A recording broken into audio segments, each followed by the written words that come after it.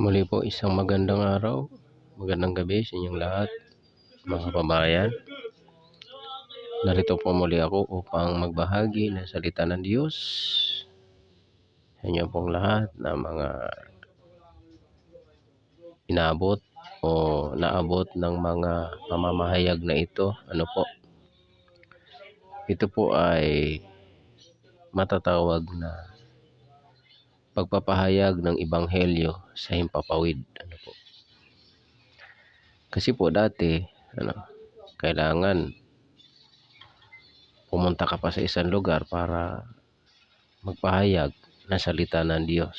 Ngunit ngayon po ay sa pamamagitan ng internet, ay nararating po ng pamamahayag ng Ebanghelyo ang lahat ng dako ng daigdig.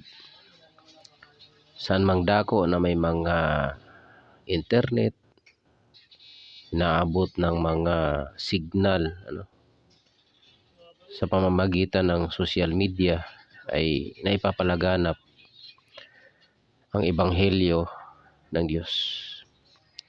Bagamat sa mga bagay na ito, sa mga panahong ito ay gayon din po ang lahat ng anumang ating napapanood, mga bagay na hindi ayon sa kalooban ng Diyos, mga bagay na malalaswa, mga bagay na paninira sa kapwa, mga bagay na panlalamang sa kapwa ay nagagawa rin po sa pamamagitan ng internet. Kagaya na lang po ng scamming, yung mga fraud account, yung panloloko. Gayon din po sa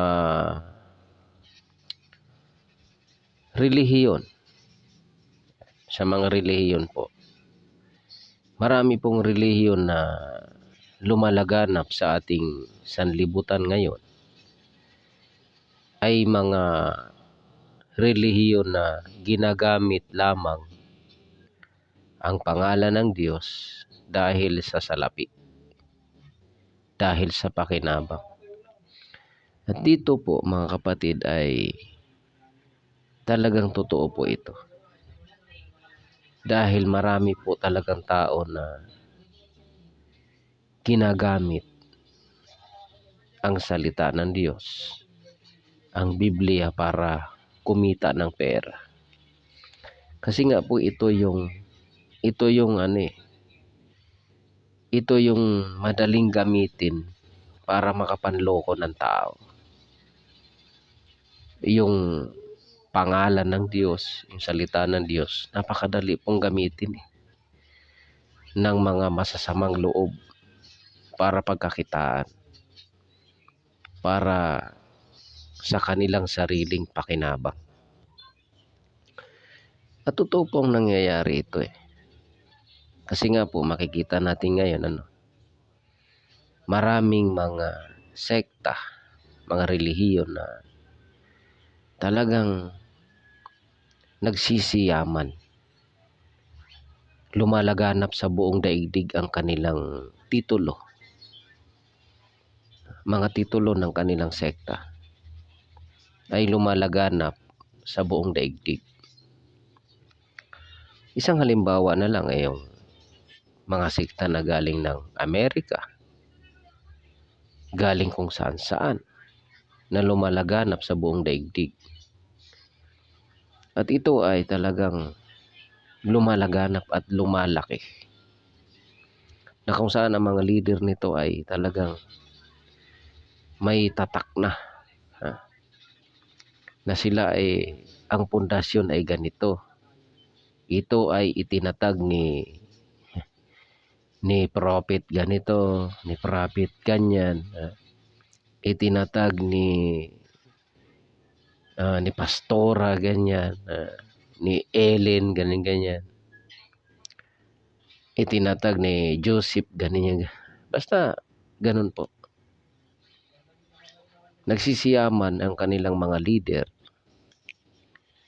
sa pamamaraan ng gamit ay ang pangalan ng Diyos, pangalan ni Kristo.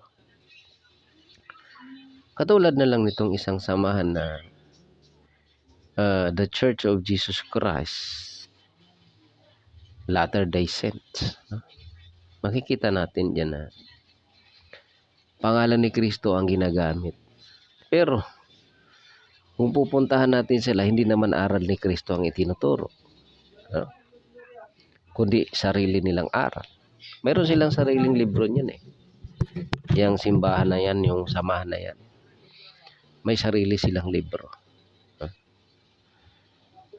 Samantalang talaga pong samantalang sa ang aral ng Biblia, kasi gumagamit din sila ng Biblia eh. Baga sumisipi lang sila ng mga ilang talata doon sa Biblia, pagkatapos yung gusto lang nila yung sinisipi nila. Katulad na lang nitong simbahang Romano,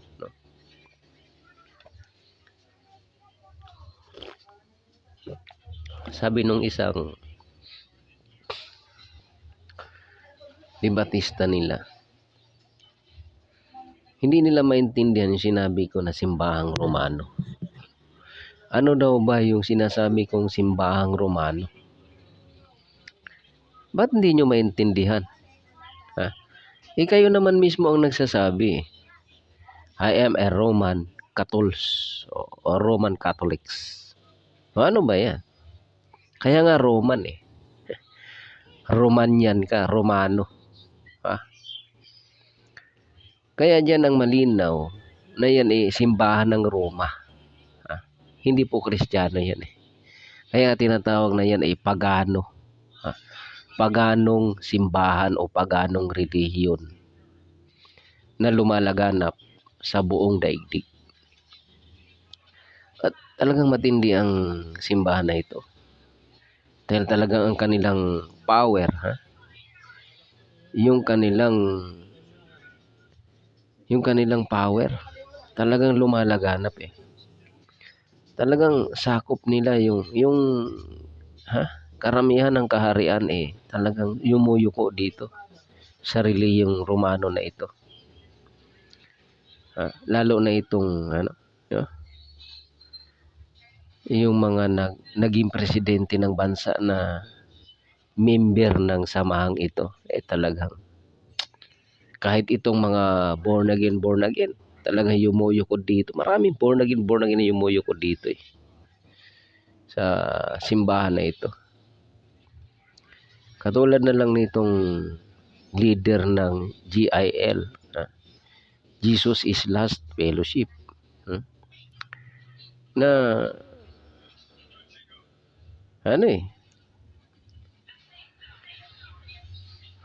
nung pumunta dito yung Pope John Paul ba yun? Talagang binati pa nitong pastor nitong simbahan, yung samahan na ito. Kunwari pa itong born again itong mga to eh. Pero talagang makikita mo itong klaseng mga pastor na ito. Mukhang pera talaga eh.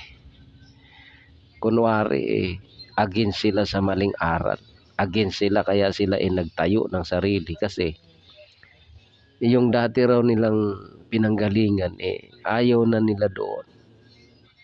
Kasi nga pinapahimod sila sa ribulto. Pero nung sila yumaman na, ganun din. Naging na rin sila. Naging tagahanga na rin sila nung leader ng mga sikat na simbahan. Kasi daw bawal daw manira. Bawal daw manira. Kaya hindi raw sila naninira. Yan. Ganun sila magsalita. So ibig sabihin talaga, hindi kayo sa Diyos. Kasi ayaw niyong sabihin ang totoo kung bakit kayo nandyan. Sa bagay, kayo mismo sa sarili ninyo alam niyo na hindi kayo sa Diyos. Kasi ang namumuno sa inyo babae. Pinapahintulutan ninyo ang mga babae ninyo na magpastora sa inyong simbahan o sa inyong mga churches. Ngayon, hinula na po ni Isaias yan. Sa Isaias 3:12 na talaga pong ang bayan daw ng Diyos ay pamumunuan ng mga babae. Oh. Ngayon kung sasabihin ninyo na, Brad, hindi naman kami bayan ng Diyos eh. Church lang kami. Jesus is last church. Yan. O di kaya Baptist Church. Yan. O di kaya Oneness Church. Tapos pinamumunuan ng mga babae. Hindi nga naman kayo bayan ng Diyos. Kayo ay church lang. Church. Di ba? Kaya doon mo makikita. Inaamin nyo na hindi kayo bayan ng Diyos. Church lang kayo. Kaninong church kayo? Kung hindi kayo bayan ng Diyos. Kaya kinokontra ninyo, hindi ninyo sinusunod ang utos ng Diyos. Na hindi pinahintulot ng Diyos na mamumuno ang babae sa kanyang bayan. Bakit? Kasi magliligaw nga raw eh. Magliligaw lamang. Yan. Magliligaw. Kung sasabihin ninyo, dinidiscriminate. Kayo lang nagsabi nun. Hindi po discrimination yun. Pag utos ng Diyos, kung talagang mayroon kang pusong mapagpakumbaba at handa mong masunod ang kalooban ng Diyos, susundin mo yun. Kasi nga, ang sabi ng Diyos, ang sabi ng Panginoon Jesucristo sa Mateo 6:9, magsidalangin kayo ng ganito. Ama namin, na sa langit ka, sambahin nawa ang pangalan mo. Dumating nawa ang kaharian mo. Sundin nawa ang loob mo. Kung paano sa langit, gayon din sa lupa. Ayan. Ngayon, kung nababasa ninyo ang nakasulat, tapos gagamit kayo ng ibang talata para kontrahin yon, hindi kayo sa Diyos. Kasi gumagamit kayo ng ibang talata eh. Samaritan, the Samaritan woman, yan, na siya ay sumigaw, nagpahayag ng salita ng Diyos. Tapos pinahayag na ninyo na yun pastora.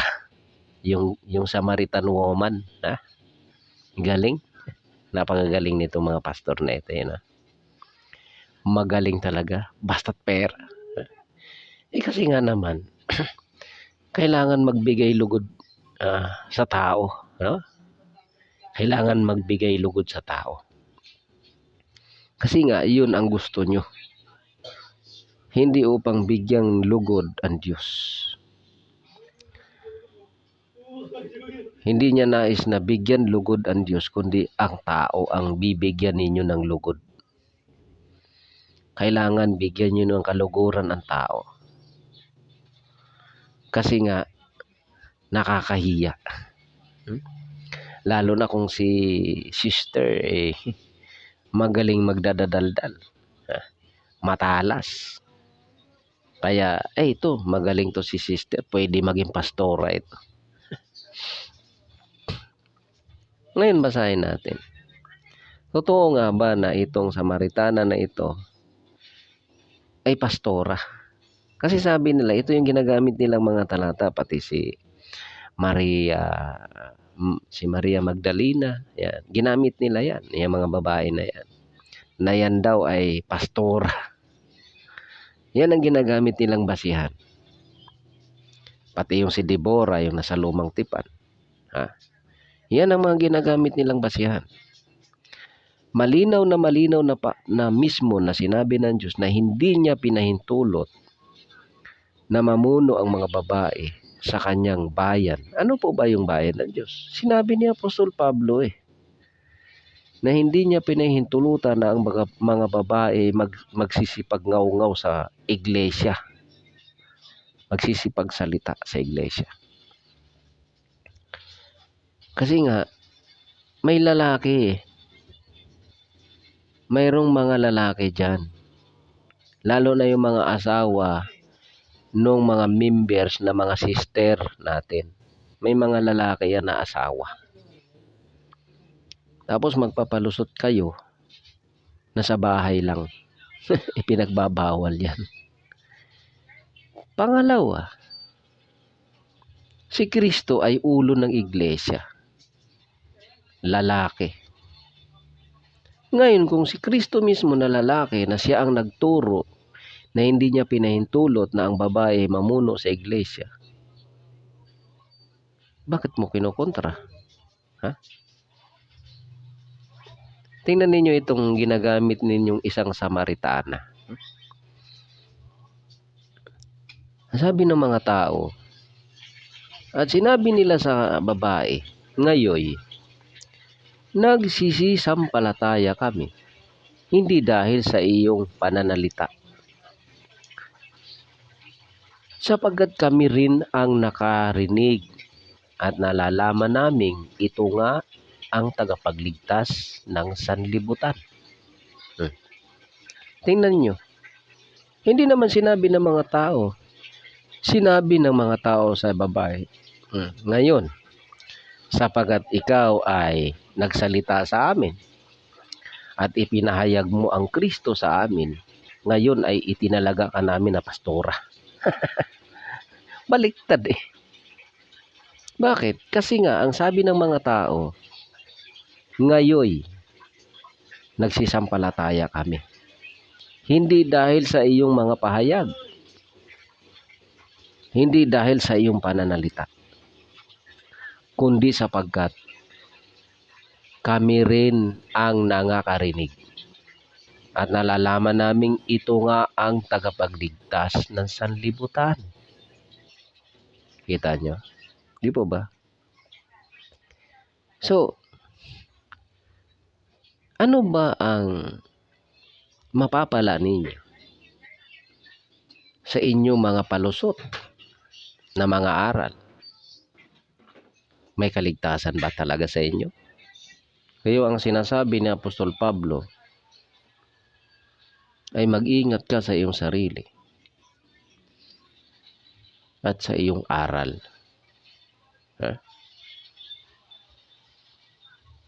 Sapagkat sa paggawa nito ay ang iyo ring sarili ang ililigtas mo at pati ng mga nagsisipakinig sa iyo. Hindi ba? Kaya ang kailangan natin, mga kapatid, yung ating panghahawakan, yung aral na naaayon sa nakasulat. Ayon sa tunay na aral ng Ebanghelyo. Kasi nga po, sinabi na po ni Apostol Pablo na ang mga banal na kasulatan na makapagpapadunong sa iyo sa ikaliligtas sa pamamagitan ng pananampalataya kay Hesukristo. Yun po yun eh. Dito sa 3 ng ikalawang Timoteo, talatang 15. At mula sa pagkasanggol ay iyong nalalaman ang mga banal na kasulatan na makapagpapadunong sa iyo sa ikaliligtas sa pamamagitan ng pananampalataya kay Kristo Jesus. Ito lang po ang patunay na ligtas ka. Yung aral na ayon sa banal na kasulatan. So, ang makapagpapadunong sa tao, ang mga banal na kasulatan sa ikaliligtas sa pamamagitan ng pananampalataya kay Kristo Jesus. Kaya kapag ang aral ay hindi ayon sa banal na kasulatan, ay hindi tunay na pananampalataya yun kay Kristo Jesus.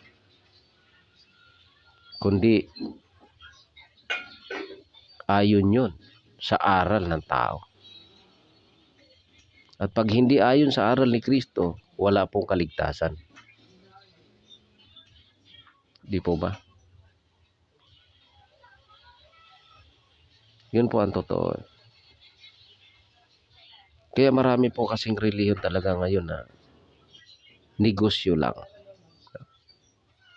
nagpapayaman, nagpaparami ng pera, diba?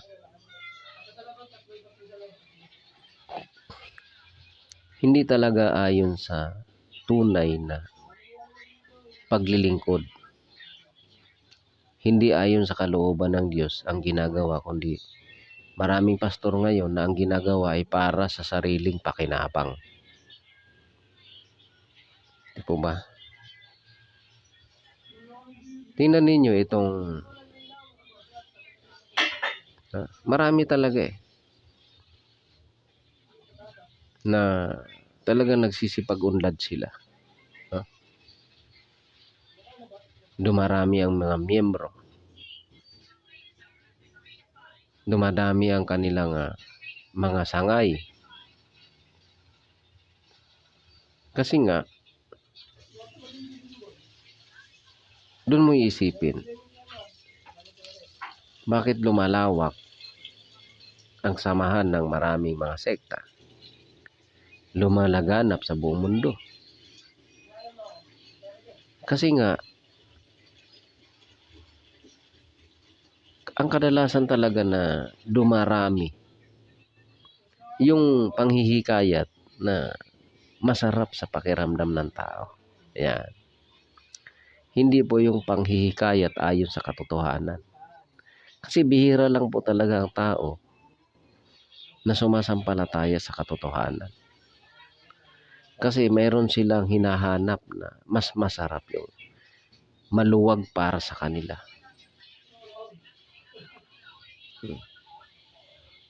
Kasi mas maraming may pagtitiis Sa tunay na mga lingkod ni Kristo, yung aral, mas marami ang aral na maririnig mo na magtiis. No? Yan ang nangyayari ngayon sa ating buhay, mga kapatid. Kaya nga ang sabi dito sa talatang 16 sa ikalawang Timoteo, kapitulo 3, ang lahat ng mga kasulatan na kinasihan ng Diyos ay mapapakinabangan din naman sa pagtuturo, sa pagsansala, sa pagsaway, sa ikatututo na nasa katuwiran, upang ang tao ng Diyos ay maging sakdal, tinuruang lubos sa lahat ng mga gawang mabuti. Kasi maraming pastor na nagtuturo nito na wala raw perpektong tao. Wala raw taong perpekto. Ba't nakalagay dito? Upang ang tao ng Diyos ay maging sakdal. Kailangan talaga maging sakdal. Kagaya nung sinabi ng Panginoon Kristo na be perfect as your Father in heaven is perfect. Perfect. So, bakit ka uutusan ni Kristo na magpakasakdal kung sasabihin mo naman nobody is perfect? Walang perpektong tao. Kaya marami talagang pastor na ligaw ang kanilang mga aral. Ligaw ang kanilang mga pagtuturo. Hindi ayon talaga sa katotohanan. Kasi yung mga banal na kasulatan ay makapagpapadunong sa atin sa ikaliligtas sa papamagitan ng pananampalataya kay Kristo Jesus. At yung mga banal na kasulatan na kinasihan ng Diyos ay mapapakinabangan sa pagtuturo, sa pagsansala, sa pagsaway, sa ikatututo na nasa katuwiran, upang ang tao ng Diyos ay maging sakdal, tinuro ang lubos sa lahat ng mga gawang mabuti. Yun po ang katotohanan, mga kapatid. No? Yun po talaga na ang kailangan ng tao, yung lalong-lalo na sa ating pananampalataya.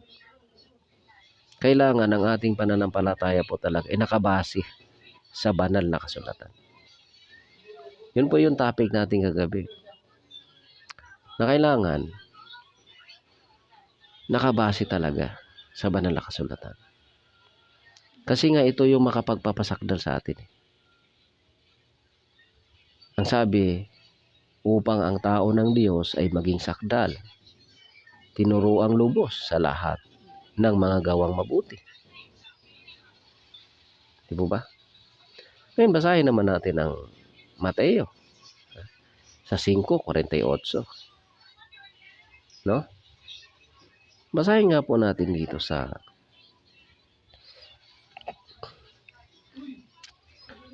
ibang salin, kung ganun din ba ang nakasulat. Dito sa 5:48 sa ibang salin, basahin natin. Be ye therefore perfect, even as your Father in heaven, which is in heaven, is perfect. Kaya nga dapat kayong maging ganap, sapagkat ang inyong amang nasa langit ay ganap. Sa ibang Tagalog ay sakdal. Sakdal. Sa Bisaya, hingpit. Maging sakdal. Kaya yung maraming tao, lalo-lalo na maraming nagsasabi, pastor, pare, wala raw perpektong tao. Paano naman kasi nila malalaman ang aral pala ni Kristo ay be ye therefore perfect, even as your Father in heaven is perfect. So, dito makikita natin na perfect. Kailangan mong maging perfect. Paano ba maging perfect? Tulad ng Ama sa langit. Paano mangyayari yun? Yung mga tao na tinuruang lubos sa pamamagitan ng banal na kasulatan, tinuruang lubos sa lahat ng mga gawang mabuti. Yan. Ang kailangan pala, upang ikaw ay maging sakdal, tuturuan kang lubos sa lahat ng mga gawang mabuti. Kaso itong relihiyon na ayaw nilang gumawa ng mabuti, hindi na raw kailangan ng mabuting gawa. Faith alone. Dito ang nakasulat, sasansalain mo yung mga mali, mga maling gawi, maling aral, maling pananampalataya. Sasansalain mo yon. Tapos, ang sabi rito, ang layunin ay upang ang tao ng Diyos ay maging sakdal. Sa English po natin man, that the man of God may be perfect, thoroughly furnished unto all good works. Kita nyo? Ang saklap talaga ng aral na ito, itong Bastos Church na ito. Itong mga nangangaral, itong mga when saved, always saved, itong mga Bastos Church na ito. Hindi na raw kailangan ng gawang mabuti talaga. Pero pag binasa mo ang Biblia, ang tao pala ay tuturuang lubos sa lahat ng gawang mabuti. Di ba? Balintuna talaga ang aral na hindi na kailangan ng mabuting gawa. Kasi dito nga po ang malinaw na nakasulat, mga kapatid, ay that the man of God may be perfect, throughoutly furnished unto all good works. Tinuruang lubos, hinubog ang tao. Itong banal na kasulatan na ito yung maghuhubog sa tao sa lahat ng mga gawang mabuti. Kaya ito yung aral na tunay para sa iyong pananampalataya. Pag ikaw pala ay sumasampalataya kay Kristo, tuturuan kang lubos sa lahat ng mga gawang mabuti.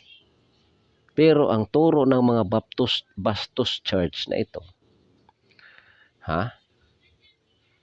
ang itinuturo nila sa kanilang mga miyembro, there is no good works. No, wala raw good works sa kanila. Hindi na raw kailangan. Kasi hindi raw yun basihan sa kaligtasan. Ayon dito sa ating binasa, na ang sabi rito, alam mo na mula sa iyong kabataan. Nalalaman mo na ang sagradong kasulatan, ang mga ito ang nagbibigay karunungan sa iyo para sa kaligtasan sa pamamagitan ng pananampalataya kay Kristo Jesus. Kita nyo? Ito pala ang nagbibigay ng kasiguraduhan, yung banal na kasulatan, magbibigay ng karunungan sa iyo para sa kaligtasan sa pamamagitan ng pananampalataya kay Kristo Jesus. Ito naman pala ang nagbibigay ng karunungan, yung banal na kasulatan. Ngayon, itong banal na kasulatan na ito, lahat ng kasulatan ay kinasihan ng Diyos. Ito ay mapapakinabangan sa pangangaral, sa pagsaway, sa pagtatama sa mali, at pagsasanay sa katuwiran. Pagsaway sa mali at pagsasanay sa katuwiran. Sa ibang salin, sa pagtuturo, sa pagsansala, sa pagsaway, sa ikatututo ng nasa katuwiran. Anong layunin? Upang ang tao ng Diyos ay maging sakdal, tinuruang lubos sa lahat ng mga gawang mabuti. Ang sabi rito sa ibang salin, ito ay upang ang lingkod ng Diyos ay magkaroon ng kakayahan at mabigyan ng kasangkapan sa lahat ng mabuting gawa. Dito sa English, ang sabi ay that the man of God may be perfect, throughoutly furnace unto all good works. Yan. Kailangan parang talagang nagagayakan ka . Kumbaga nahulma ka o na-form ka, naging anong tawag nito? Talagang nagagayakan ka sa lahat ng gawang mabuti. Di ba? Mga Bastos Church kayo.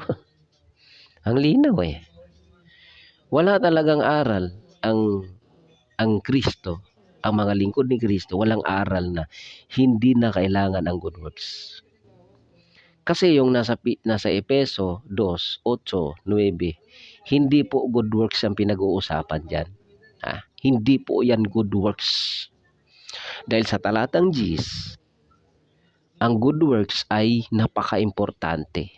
Dahil bago ka pa ipanganak, bago ka pa nilalang ng Diyos, bago pa gawin ng Diyos ang tao, nakatalaga na. Nakatalaga na . Nilalang ka na ng Diyos. Itinalaga ka na para sa mabuting gawa. Pero anong ginawa mo? Nagturo ka ng kasinungalingan na hindi na kailangan ang mabuting gawa. Kahit anong gawin ninyo, yung Efeso 2:8-9, hindi po yan tumutukoy sa mabuting gawa. Ang tinutukoy po diyan, yung gawa ng kaligtasan. Ano ba ang gawa ng kaligtasan?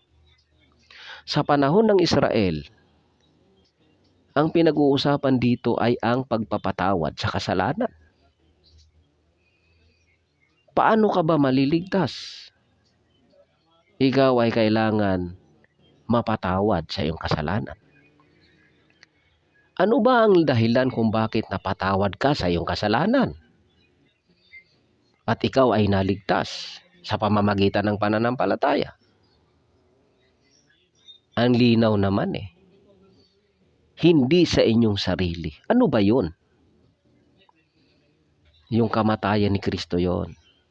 Dahil kay Kristo, siya ang gumawa. Siya ang gumawa para sa iyo upang maligtas ka. Si Kristo ang namatay. Hindi ikaw ang namatay. At hindi ka rin nagdala ng tupa upang patawarin ka sa iyong kasalanan. Hindi ka nagdala ng mga dugo ng mga hayop. Hindi sa iyong sariling gawa. Ibinabalintuna ninyo ito yung nakasulat na ito. Binabaluktot ninyo. Sinira ninyo ang kasulatan.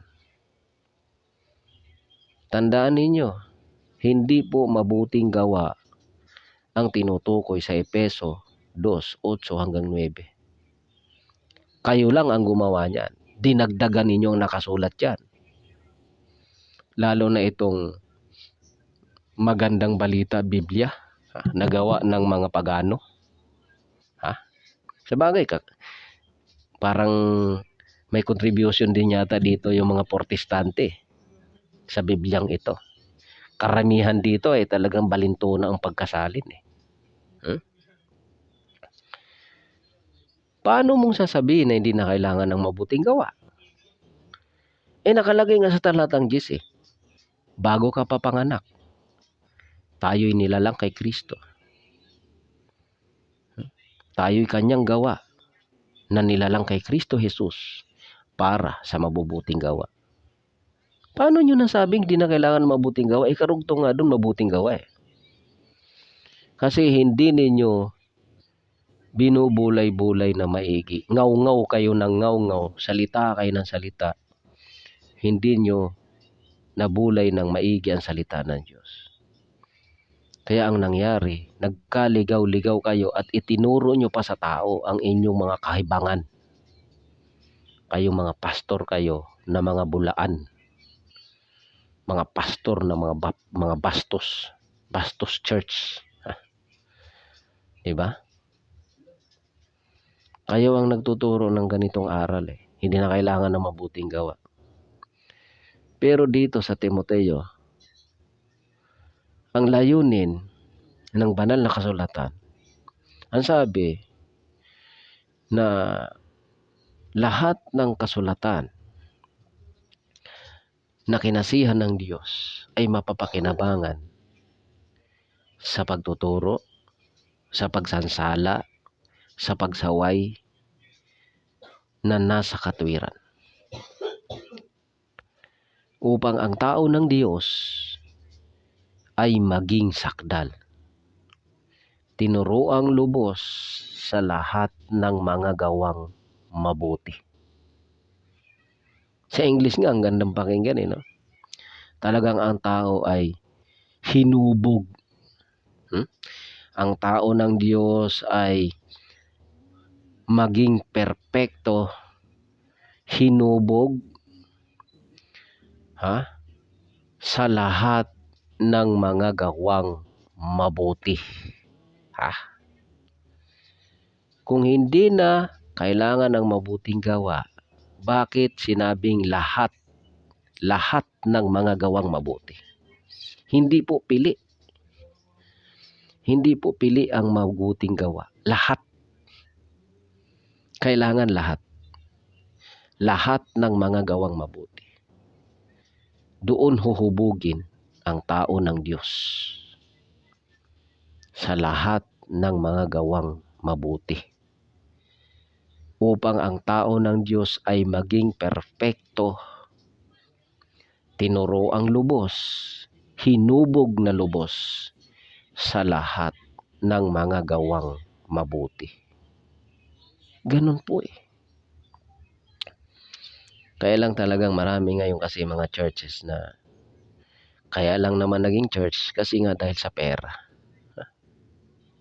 Dahil sa pera, dahil sa pakinabang, dahil sa salapi. Di po ba? Eh ganun po talaga eh. Kaya maraming tao na kung ano-ano na lang ang itinuturo.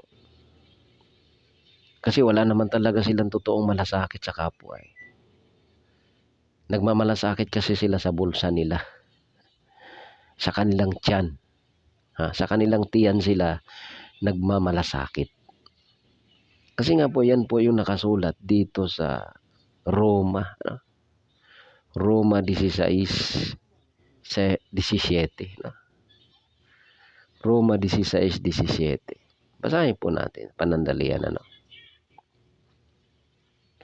Ngayon, hinihikayat ko kayo, mga kapatid, na isipin ninyo ang mga taong nagiging dahilan ng pagkakabahabahagi at nakatitisod at lumalagpas sila sa mga turong inyong napag-aralan at kayo'y lumayo sa kanila. Talatang 18. Sapagat ang mga taong tulad nito ay hindi naglilingkod sa ating Panginoong Hesukristo, kundi ang sarili nilang tiyan sa pamamagitan ng kanilang kaaya-aya at mga kalugod-lugod na pananalita ay nilinlang ang mga puso ng mga walang malay. Ayan. Sila daw ay naglilingkod sa kanilang sariling tiyan. Ayan. No? Layuan mo raw yung mga ganyan tao. Yung mga tao na hindi nakikiayon sa aral. Tandaan ninyo yaong pinanggagalingan ng pagkakabahagi at sa mga aral na nakakatisod laban sa aral na inyong pinag-aralan. Lumayo kayo sa kanila. Ano ba yung aral na inyong pinag-aralan? Eh sinabi na nga kanina natin binasa. Ang mga banal na kasulatan, ito ang makapagpapadunong sa atin sa ikatututo na nasa katwiran. Ang layunin ay upang ang tao ng Diyos, ang mga banal na kasulatan na kinasihan ng Diyos ay mapapakinabangan din naman sa pagtuturo, sa pagsansala, sa pagsaway, sa ikatututo ng nasa katwiran. Kasi nga ito yung simula ng pananampalataya. Ang banal na kasulatan ay makakapagpapadunong sa iyo sa ikaliligtas sa pamamagitan ng pananampalataya kay Kristo Jesus. Di po ba? Kaya, ito po yung makapagpapadunong sa atin. At ito rin po ang makapagpapasakdal sa atin. Kasi nga utos ni Kristo, be perfect as your Father in heaven is perfect. Na ang sabi niya rin dito sa Timoteo, sa 2 Timoteo ay talagang ang tao, ang wika, that the man of God may be perfect throughoutly. Furnace unto all good works. Talagang hinubog sa lahat ng mga gawang mabuti. Ano po ang ginagamit upang ang tao ay mahubog sa lahat ng gawang mabuti? Tinuro ang lubos sa lahat ng gawang mabuti. Ano ang gamit? Banal na kasulatan. Hindi po galing sa ngak-ngak ng isang pastor. Binasa ang Efeso 2:8 hanggang 9. Dinagdagan ng salitang mabubuting gawa. Talaga? Bakit? Ano ba talaga ang naging dahilan bakit ka naligtas? Ha? Gawa mo ba talaga yan? Ikaw ba ang namatay? Ikaw ba ang nagdala ng handog na kagaya ng ginagawa ng mga Israelita? Na sila ay kailangan pumatay ng hayop at ang mga dugo niyaon ay iiwiwisik sa dambana upang mapatawad ka sa iyong kasalanan? Ikaw ba ang gumawa noon? Ang layo naman ng aral ninyo patungkol sa kaligtasan na ginawa ni Kristo. Ang kaligtasan na ginawa ni Kristo, hindi ikaw ang namatay. Si Kristo ang namatay para sa iyo. Yun ang ibig sabihin nun. Ha? At hindi rin ikaw ang nagdala ng mga handog na susunugin upang mapatawad ka sa iyong kasalanan. Ang kailangan mo lang ay sampalatayanan si Kristo. Pero hindi dinugtong dyan na hindi na kailangan ng mabuting gawa. Kasi nga po, ang mabuting gawa ay yun yung maghuhubog sa tao. Yung aral ng Diyos, ituturo sa tao, sansalain ang mga maling gawa, sansalain ang masasamang pamumuhay ng tao, at turuan ang tao sa lahat ng mga gawang mabuti. Yun yung ihuhubog mo sa tao. Hindi yung mga aral na balintuna sa katotohanan. Di po ba? Kaya ang kailangan natin, mga kapatid, katotohanan. Ha? Walang kabuluhan ng isang sekta nang itinuturo ay kasinungalingan. Sigurado po ay walang kaligtasan yan. Itong mga bastos church na ito na nagmamalaki na sila'y ligtas, faith alone, hindi po kayo maliligtas. Kasi nakasulat po na ang tao ng Diyos kailangan maging perfect. Tinuruang lubos sa lahat ng gawang mabuti. Ba't hindi ka na ba nagkasala? Hindi naman po yung ibig sabihin nun . Ang ibig po kasing sabihin nung that the man of God may be perfect. Ibig sabihin lang nun, tinuruan ka sa lahat ng gawang mabuti. Sa atin po kasi tayo nagkakasala talaga . Pero ang tao na nagkakasala, na nakakakilala sa Diyos at tinuruang lubos, magsisisi yan sa kasalanan. Hindi na nanatili sa kasalanan. Yun po yung ibig sabihin nun. Kaya muli po, mga kapatid, ito po yung patuloy naming pinanghihikayat sa tao, sa mga tao, na manatili po tayo sa tunay na aral ng Diyos na nasusulat. Kaya kailangan po talaga magbulay-bulay tayo sa salita ng Diyos . Bulay-bulayin mo yung salita ng Diyos. Kasi mahihimay mo ang kabuuan ng ibig sabihin ng aral. Hindi yung nakabasa lang si pastor ng ganito na napag-aralan niya sa Bible School . Yun na ang pinanghahawakan mo. Kaya itong mga pastor na galing sa Bible School, wala po talaga ito . Talaga ang natutunan nito kasinungalingan talaga. Bible School ba naman ?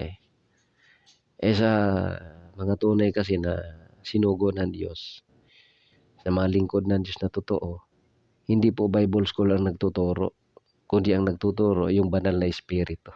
Opo, yun. Basahin nyo, 16:13 ng Juan. Hindi po Bible School ang magtuturo ng buong katotohanan, kundi ang Espiritu Santo. Kaya kapag kayo naging pastor dahil sa Bible School, ay hindi po ito ang dala nyo. Hindi kay Kristo ang aral na dala nyo, kundi ang dala nyong aral galing sa Bible School, hindi galing sa Espiritu Santo. Di po ba? Kaya muli, mga kapatid, Patuloy nawang sumainyo ang kapayapaan ng Panginoon at naway kahabagan tayo ng Diyos. Patuloy nawa tayong bigyan ng kapayapaan sa ating kapaligiran. At nawa itong mga pagbabanta ng mga digmaan ay naway mahabag ang Diyos sa bawat tao. Sa buong mundo nawa patuloy pang mahabag ang Diyos sa magpapahinuhod pa sa atin. Sa lahat ng mga tao sa mundo. Marami po kasi ngayon na talaga nagbabanta ang kaguluhan, terorismo, mga sakuna, salot, lindol, pagsabog ng mga bulkan, mga hurricane, bagyo, lahat yan. Talagang yan po ay nakasulat kasi. Na talagang magkakaroon ng mga kagutom, lilindol sa iba't ibang dako, digmaan, alingaw-ngaw ng mga digmaan. Magaganap po talaga yan. Kaya muli po mga kapatid, naway patuloy kayong pagpalain ng Panginoon at sumain yung patuloy ang kapayapaan sa pangalan ng ating Panginoon sa Kristo. God bless po.